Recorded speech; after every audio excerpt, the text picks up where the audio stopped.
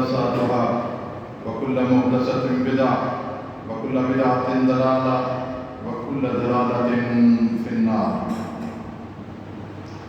اللهم صل على محمد وعلى آل محمد كما صليت على إبراهيم وعلى آل إبراهيم إنك حميد مجيد. اللهم بارك على محمد وعلى آل محمد كما باركت على إبراهيم وعلى آل إبراهيم إنك حميد مجيد. سبحانك لا علم لنا إلا ما علمتنا إنك أنت العليم الحكيم. رب اشرح لي صدري ويسر لي أمري واحلل عقدة من لساني يفقهوا قولي. اللهم رب زدني علما اللهم رب زدني علما. فأعوذ بالله السميع العليم من الشيطان الرجيم. بسم الله الرحمن الرحيم. يا أيها الذين آمنوا اذكروا الله ذكرا كثيرا وسبحوه بكرة وأصيلا.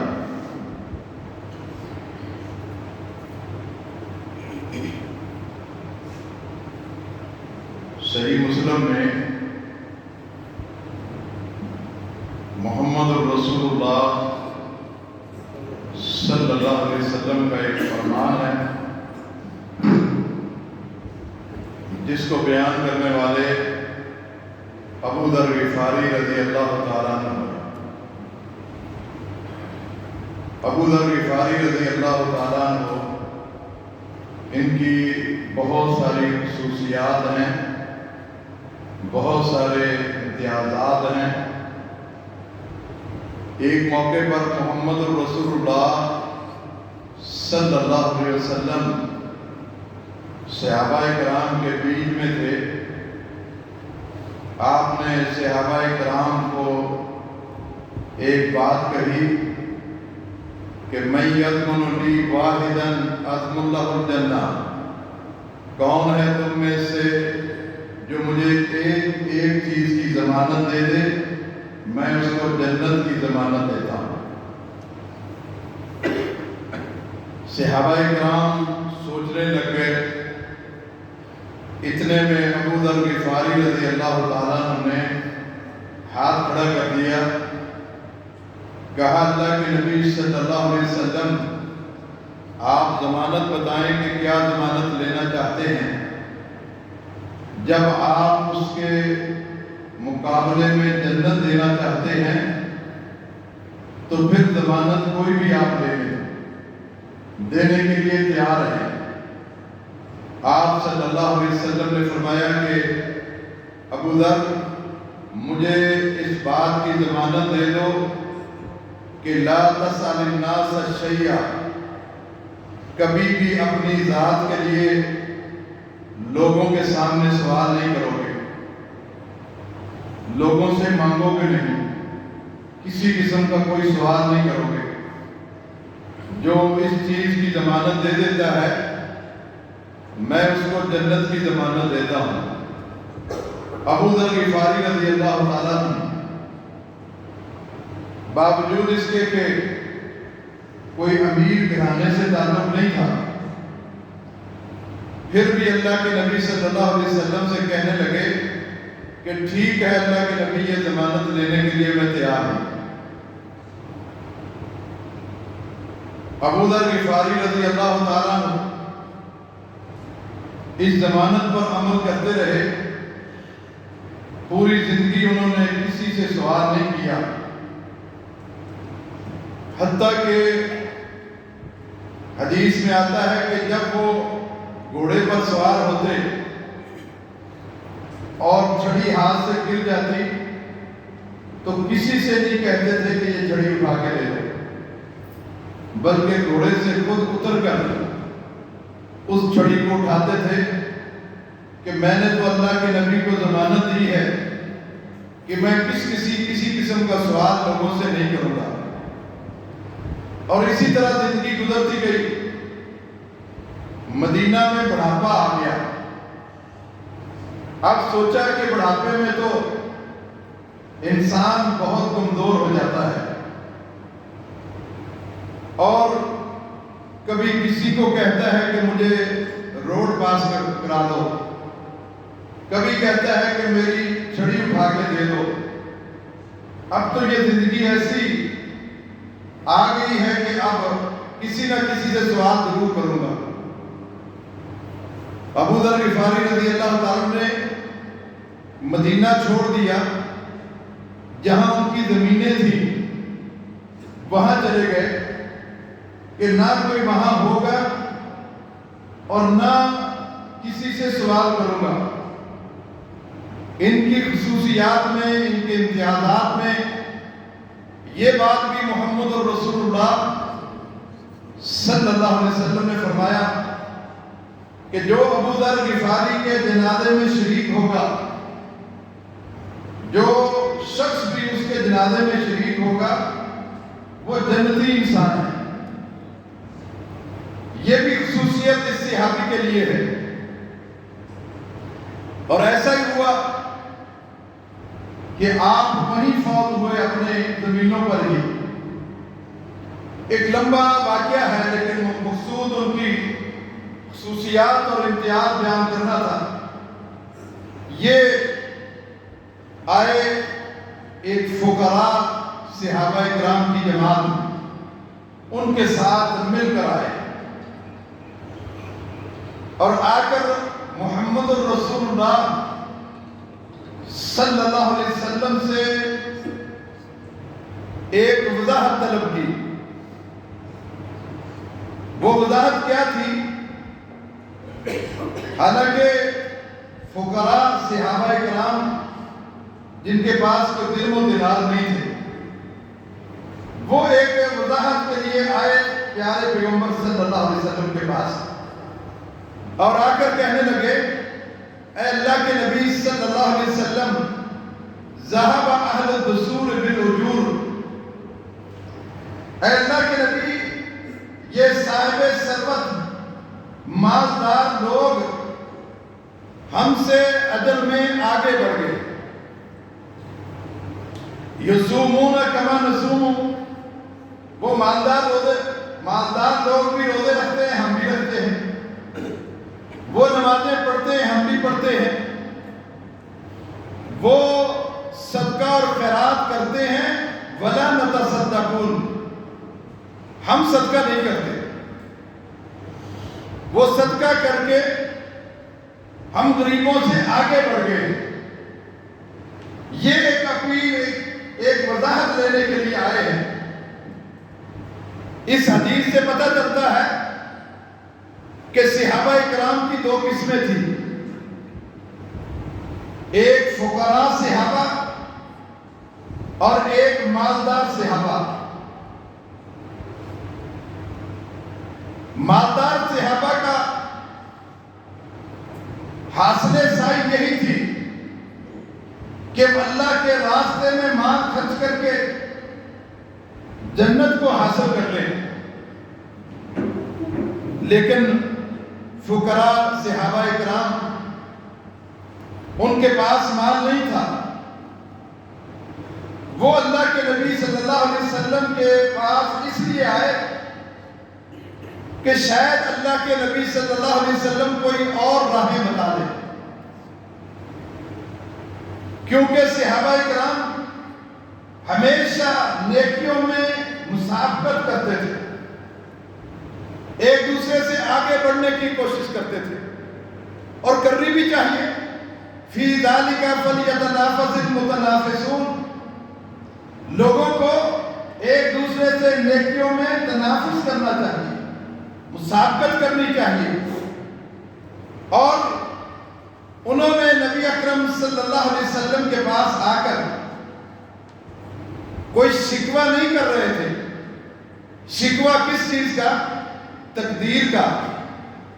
تقدیر کا شکوہ نہیں تھا، اور نہ ہی مالدار لوگوں سے حسد تھا، یہ بھی نہیں تھا۔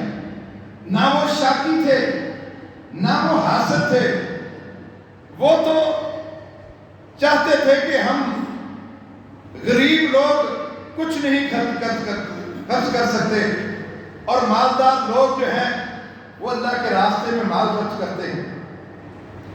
ان کا اس طرح کا کوئی اعتراض نہیں تھا کہ ہم غریب کیوں ہیں اور وہ مالدار کیوں ہیں، اس طرح کا ان کے ذہنوں میں بات آ ہی نہیں سکتی، اس لیے کہ وہ تو ہر وقت پیارے پیغمبر صلی اللہ علیہ وسلم کی ایک ایک بات کو عمل میں لانے کی کوشش تھی۔ آج ہم دیکھتے ہیں کہ کتنے لوگ اللہ کی تقدیر پر شکوہ کرتے ہوئے نظر آتے ہیں۔ معاملہ یہ ہے، یہ اللہ کی دین ہے، یہ اللہ کی عطا ہے۔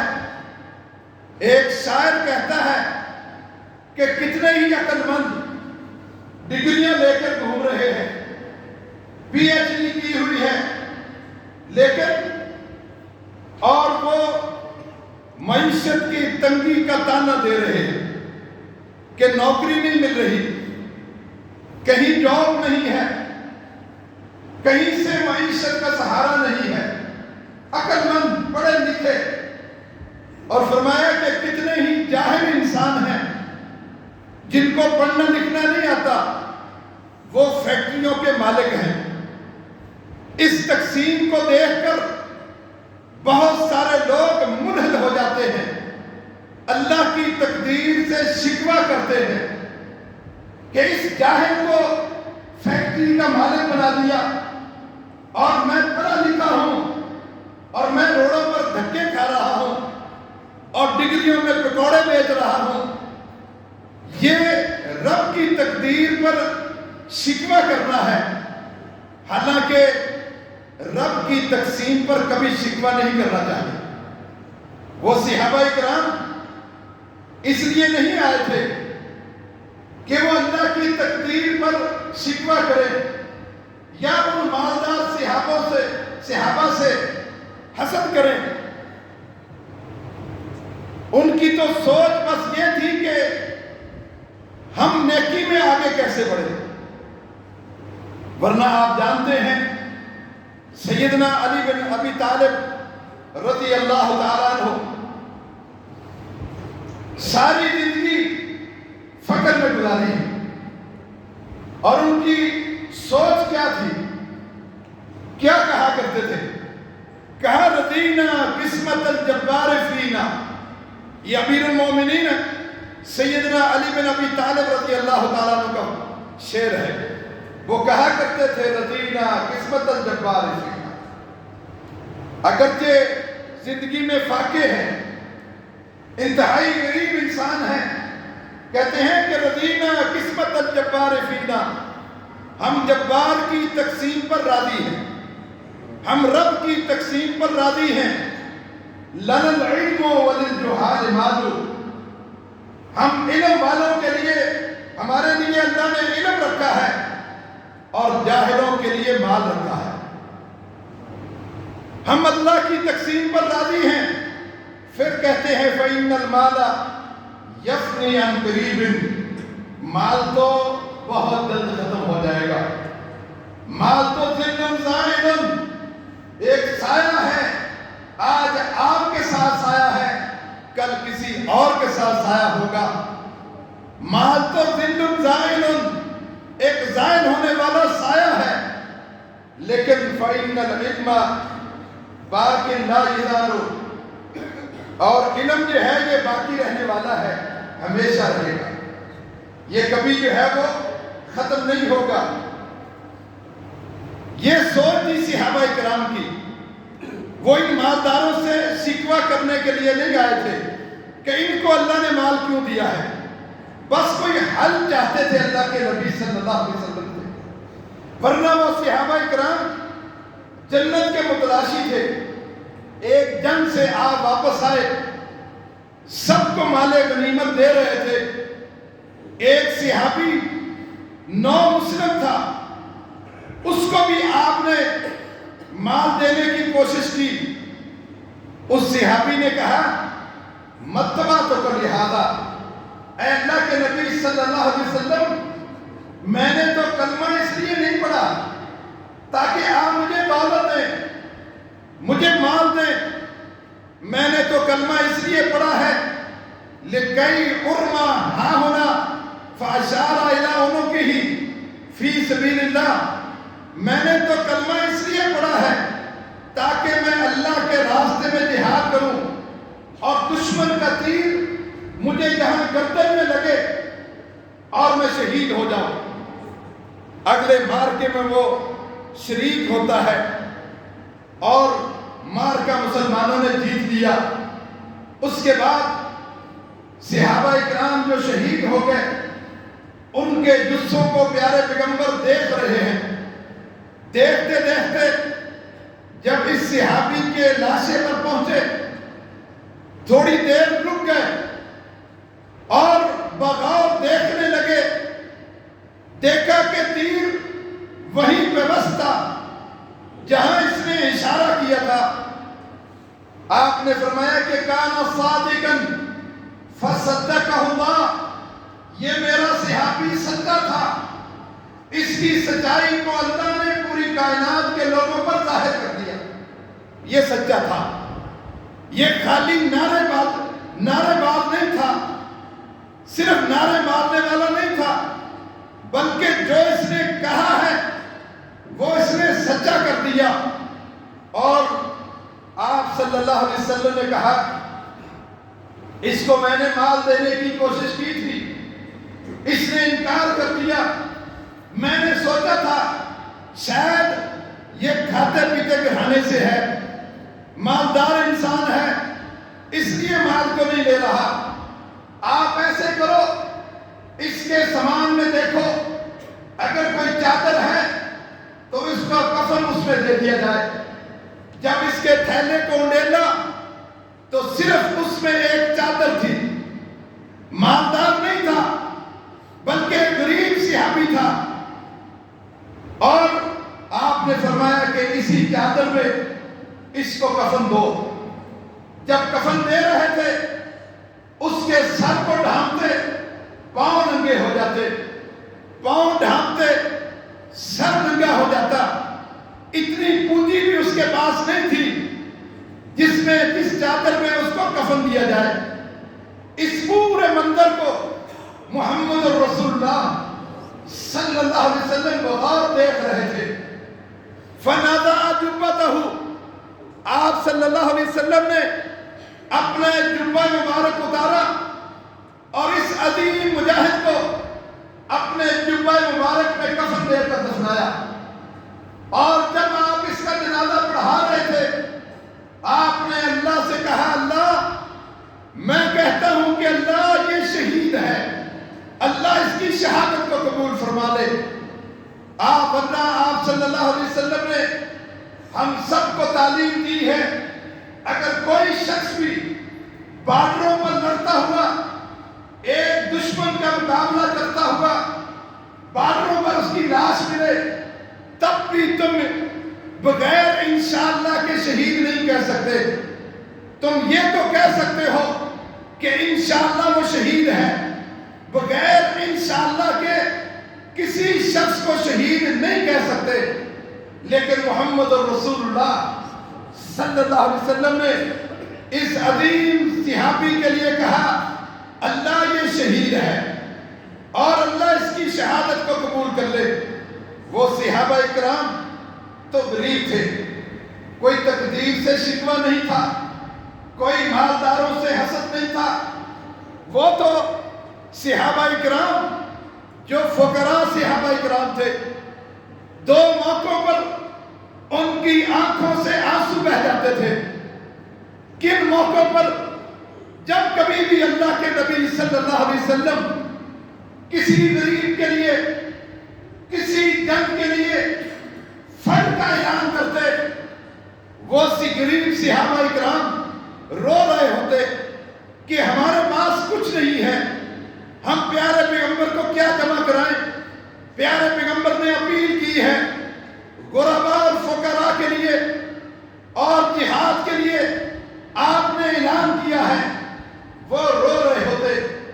اور دوسرا موقع تب جب جہاد کی تیاری کے لیے سب سے صحابہ کرام جمع ہوتے، مالدار صحابہ کرام اپنا گھوڑا لا رہے ہیں، اپنا تیر لا رہے ہیں، اپنی تلواریں لا رہے ہیں، لیکن ایک میدان میں جمع ہے، جہاد کی تیاری شروع ہے۔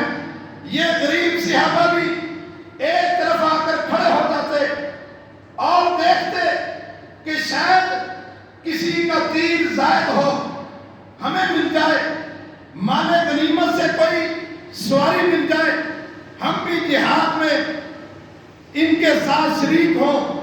اور اس وقت بھی یہ صحابہ کرام رو رہے ہوتے تھے۔ اللہ نے قرآن میں کہا ترا اعینہم تفیض من الدم، اے اللہ کے نبی آپ ان غریب صحابہ کرام کی آنکھوں میں آنسو دیکھتے تھے جب یہ دیکھتے کہ یہ مالدار تو جہاد کے لیے جا رہے ہیں، ہم غریب لوگ نہیں جا سکتے اس لیے کہ ہمارے پاس سواریاں نہیں ہیں، بس آ کے کھڑے ہو جاتے تاکہ جو ہے وہ کہیں مال غنیمت سے کچھ سامان مل جاتا تو پھر جہاد میں شریک ہوتے۔ یہ صحابہ کرام تو یہ تھے، کوئی شکوہ نہیں تھا، کوئی حاسد نہیں تھے۔ اور آپ صلی اللہ علیہ وسلم نے جب ان لوگوں نے آ کر ایک مسئلہ رکھا کہ یہ مالدار ہم سے آگے بڑھ گئے اجر میں، تو آپ نے بھی ان کے لیے کہا الیس جعل اللہ لکم ما یتصدقون، کیا اللہ نے تمہیں نہیں دیا، تم بھی صدقہ کر سکتے ہو۔ یہ جملہ ان غریب صحابوں کے لیے ایک بجلی بن کر جو ہے وہ ان پر گرا کہ اللہ کے نبی ہم مالدار کہاں ہیں؟ آپ نے کہا کیا تمہارے پاس نہیں اللہ نے دیا جو تم صدقہ کر سکتے ہو؟ صحابہ کرام نے کہا اللہ کے نبی ہم غریب ہیں۔ آپ نے فرمایا سنو، صرف مالی صدقہ ہی صدقہ نہیں ہے، بلکہ صدقے کی بہت ساری راہیں ہیں۔ وہ صدقے کی بہت ساری راہیں کیا ہیں؟ فرمایا کہ بِكُلِّ تَسْبِيحَةٍ صدقہ، ایک بار سبحان اللہ کہنا صدقہ ہے، ایک بار الحمدللہ کہنا صدقہ ہے، ایک بار اللہ اکبر کہنا صدقہ ہے، ایک بار لا الہ الا اللہ کہنا صدقہ ہے، امر بالمعروف صدقہ ہے، نہی عن المنکر صدقہ ہے۔ یہ صدقے کی راہیں بہت زیادہ ہیں جو تمہارے لیے اللہ نے بنائی ہیں، اور یہ ایسی صدقے کی راہیں ہیں کہ ان صدقے کی راہوں کو تم اپناؤ گے تم مالداروں سے آگے نکل سکتے ہو۔ کوئی مالدار ہر روز تو صدقہ کر سکتا ہے، ہر وقت نہیں کر سکتا۔ ہر وقت اگر وہ کرے گا اس کی طاقت نہیں ہے کہ وہ ہر وقت اپنے مال کا صدقہ کرے۔ اگر وہ ہر وقت کرے رات کی گھڑیوں میں کیسے کرے گا؟ ایک ایک لمحے میں وہ صدقہ کیسے کرے گا؟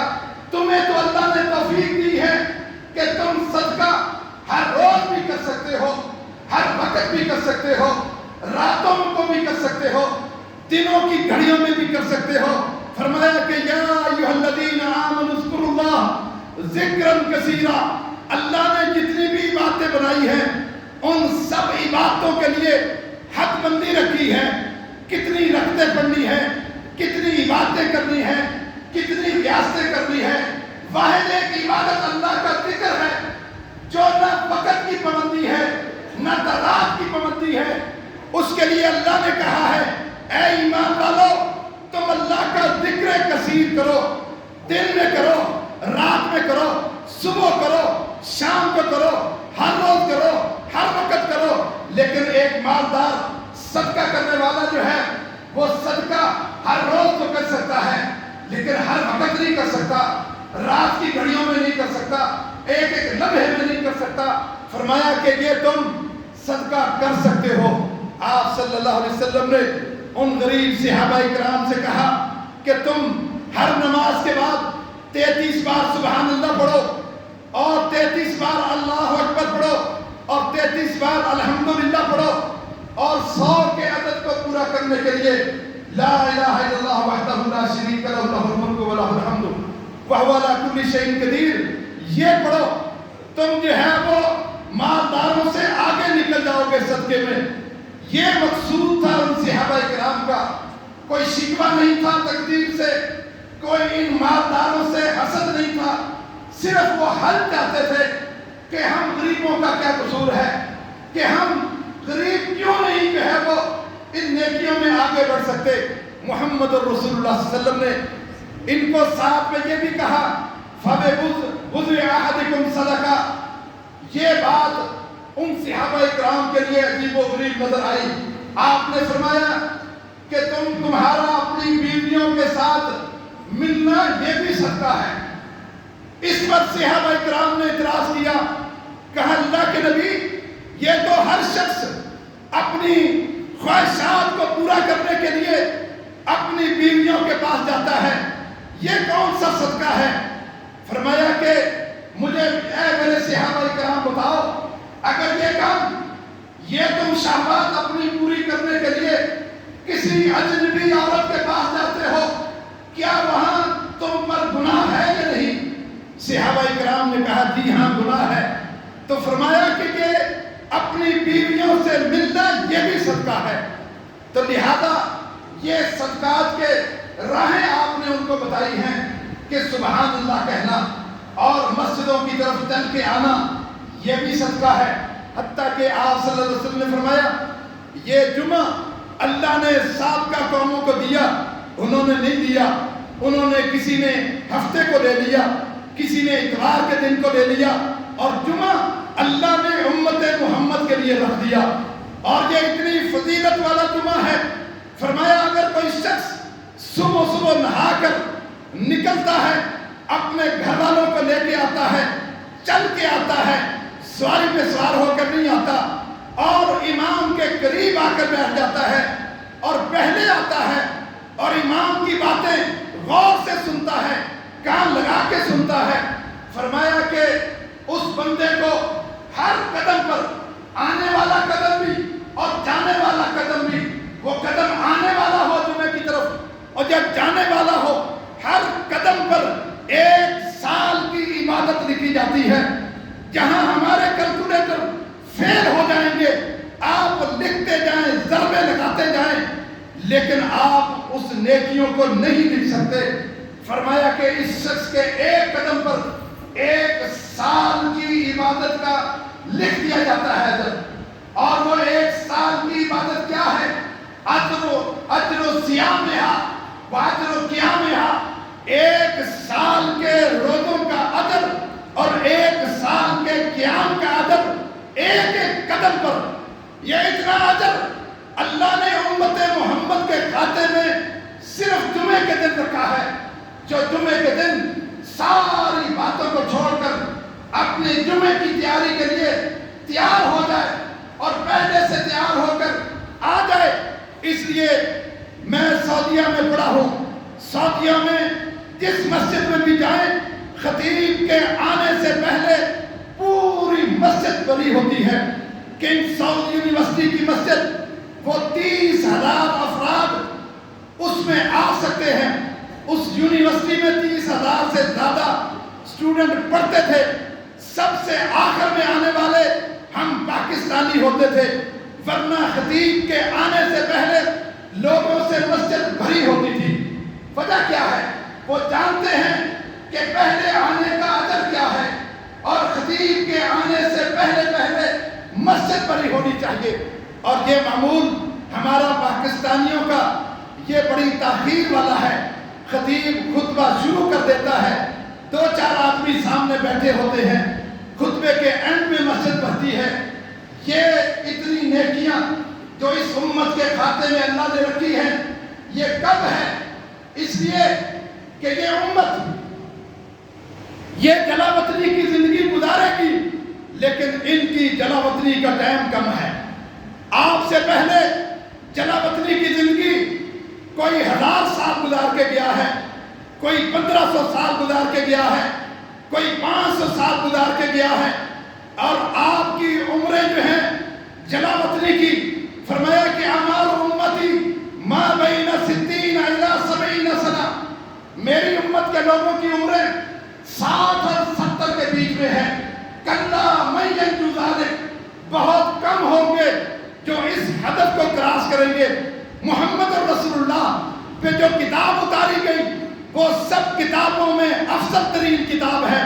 خود محمد رسول اللہ صلی اللہ علیہ وسلم سارے نبیوں میں کہ سردار امام الانبیاء ہیں، لیکن آپ کی عمر کتنی ہے؟ صرف 63 سال۔ گویا کہ اللہ نے جب شیطان کے بہکاوے میں آ کر جنت سے اللہ تعالیٰ نے آدم علیہ السلام کو نکالا، آدم علیہ السلام کی صفت تو یہ تھی کہ اس میں عاجزی تھی، انکساری تھی، اپنی غلطی پر ندامت تھی اور اللہ سے معافیاں مانگی۔ ربنا ظلمنا انفسنا وان لم تغفر لنا وترحمنا لنکونن من الخاسرین۔ اللہ ہم ظلم کر بیٹھے، تیری نافرمانی کر بیٹھے، اللہ تو ہمیں معاف کر دے۔ اللہ نے کہا اب معافی کا معاملہ یہ ہے کہ اما یاتینکم منی ھدی فمن تبع ھدایا فلا خوف علیہم ولا هم یحزنون۔ اب جو ہے وہ میری طرف سے ہدایت نامے جاری ہوں گے، انبیاء کرام ان ہدایت ناموں کو لے کر آئیں گے۔ جو بھی اس ہدایت نامے پر عمل کرے گا اس کو اس کا چھینا ہوا گھر، اس کے گھر میں اس کی واپسی ہو سکتی ہے، لیکن اب اس کو دنیا میں جلا وطنی کی زندگی گزارنی ہوگی۔ آپ جانتے ہیں کہ گھر سے دور جلا وطنی کی زندگی کیسی ہے۔ کبھی نواز شریف سے جا کر پوچھو کہ لندن میں رہتے ہوئے کتنی تمہیں طلب ہے پاکستان کی، کتنا مشکل ہوتا ہے جلا وطنی کی زندگی۔ آپ اس دنیا میں جلا وطنی کی زندگی گزارنے کے لیے آئے ہیں۔ آپ سے پہلے امتیں کوئی 1000 سال گزار کے گیا ہے جلا وطنی کی زندگی، کوئی 500 سال گزار کے گیا ہے۔ آپ کی تو مدت کم ہے، آپ کی عمریں 60 اور 70 کے بیچ میں ہے، لیکن اگر عمر کم ہے اللہ نے ثواب بڑھا دیا ہے۔ ایک ایک رات کی عبادت 83 سال کے سے بھی زیادہ کرا دی ہے۔ وجہ کیا ہے؟ وجہ یہی ہے کہ عمریں کم ہیں، ثواب زیادہ ہے۔ یہی میں جمعے کا ثواب آپ کو بتا رہا تھا کہ 1 سال کی عبادت کے برابر اس کے 1 قدم پر اجر لکھا جائے گا۔ جہاں آپ کے کیلکولیٹر فیل ہو جائیں گے، جو بھی ضربے لگا لیں اور سب عبادتیں ان کا اجر جو ہے وہ بہت زیادہ ہے۔ حتیٰ کہ روزوں کا اجر کتنا ہے وہ اللہ نے بتایا نہیں، ہر نیکی کا اجر بتا دیا کہ 10 سے لے کر 700 گنا۔ آپ ایک نماز پڑھتے ہیں، گھر جاتے ہیں، فرشتے لکھ لیتے ہیں آپ کے اخلاص کی وجہ سے، سنت رسول کی وجہ سے۔ آپ سنت رسول کے مطابق نماز پڑھے، آپ مخلص ہو کے اللہ کے لیے نماز پڑھے، اللہ کے فرشتے لکھتے ہیں کہ اس نے 1 نماز نہیں پڑھی بلکہ 700 نمازیں پڑھی ہیں۔ جو اجر فرشتے لکھتے ہیں وہ بھی بے بہا ہے، اتنا اجر ہے۔ آپ نے فرمایا اگر کوئی شخص کسی کے جنازے میں شریک ہوتا ہے اللہ اس کے کھاتے میں 1 قرات کا اجر لکھ دیتا ہے، اور اگر اس کو دفنانے تک جاتا ہے، قبرستان تک جاتا ہے، اس کے کھاتے میں 2 قرات لکھ دیے جاتے ہیں۔ اور اصغر قرات مثل احد، سب سے چھوٹا قرات احد پہاڑ جتنا ہے، سب سے چھوٹا۔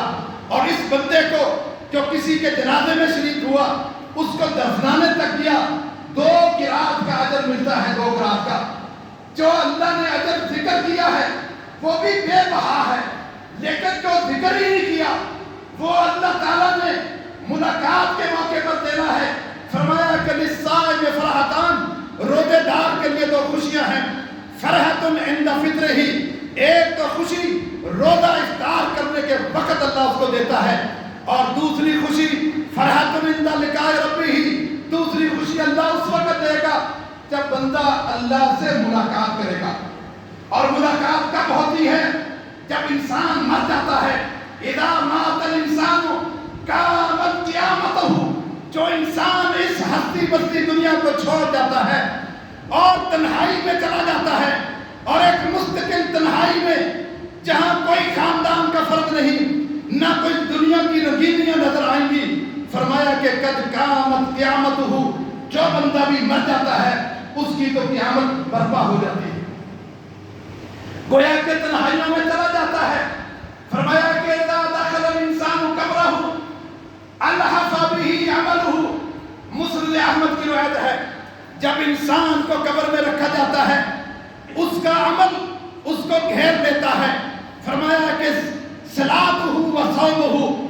اس کی نمازیں، اس کے روزے، جب انسان کو قبر میں رکھا جاتا ہے، آپ جانتے ہیں کہ قبر میں رکھا جانا اور اس میں مٹی ڈال دینا، وہ قبر آپ اس بندے کو دباتی ہے. حتیٰ کہ سعد رضی اللہ تعالیٰ عنہ جو انتہائی نیک انسان تھے، قبر نے اس کو بھی دبا دیا. صحابہ کرام کہتے ہیں اللہ کے نبی صلی اللہ علیہ وسلم سعد رضی اللہ عنہ کی قبر پر کھڑے ہو کر بہت سارا اللہ کا ذکر کیا. ہم نے بھی اللہ کا ذکر کیا، لمبی دیر تک ذکر کرتے رہے اور لمبی دیر تک اللہ کے نبی اس کے لیے بخشش کی دعائیں کرتے رہے، ہم بھی کرتے رہے. پھر اللہ نے اس کی قبر کو کشادہ کیا.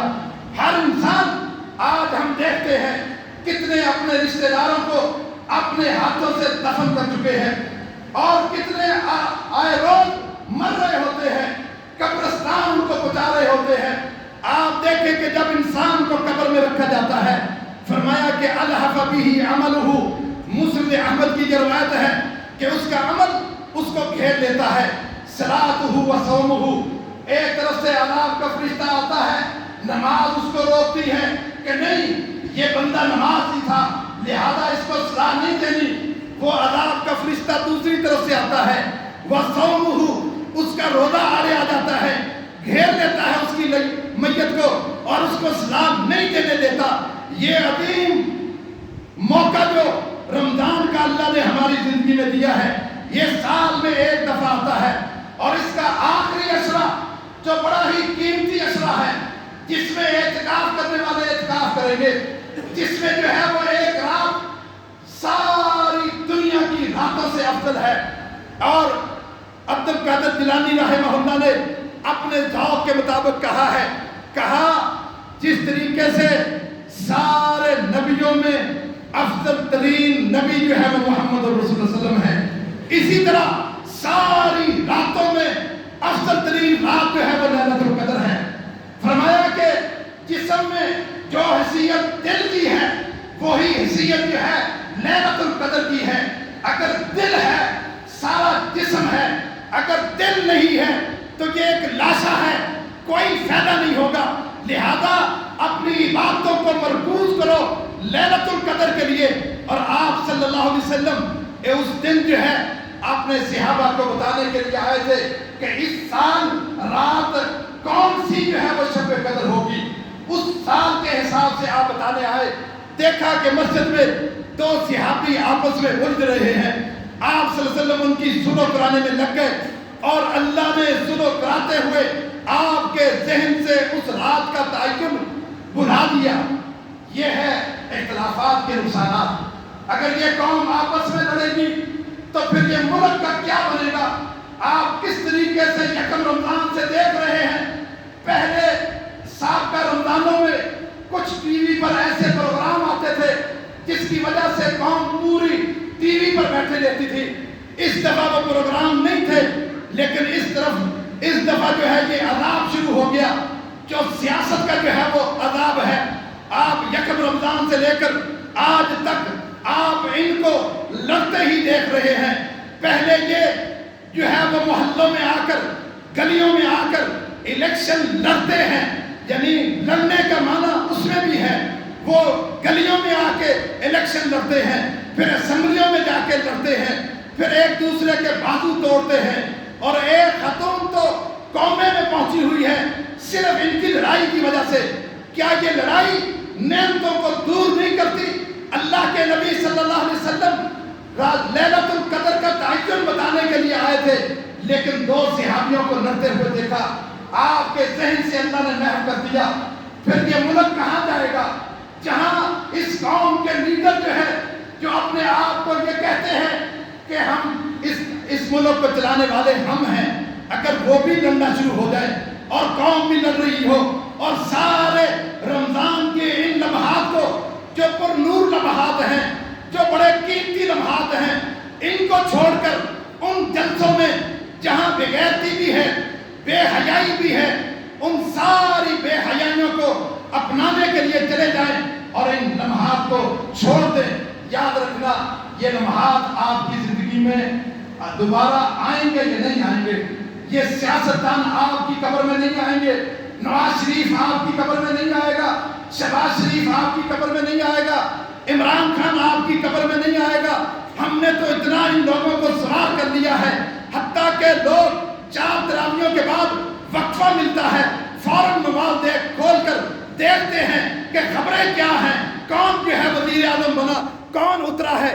یہ اس طرح کی خبریں جو ہے آپ دیکھنے کے لیے بےتاب ہیں اور اپنی عبادتوں کو، ریاستوں کو چھوڑ رہے ہیں۔ جو ہے آپ دوبارہ یہ موقع ملتا ہے یا نہیں ملتا؟ ہماری زندگی میں اس طرح کے موقع دوبارہ ملتے ہیں یا نہیں ملتے؟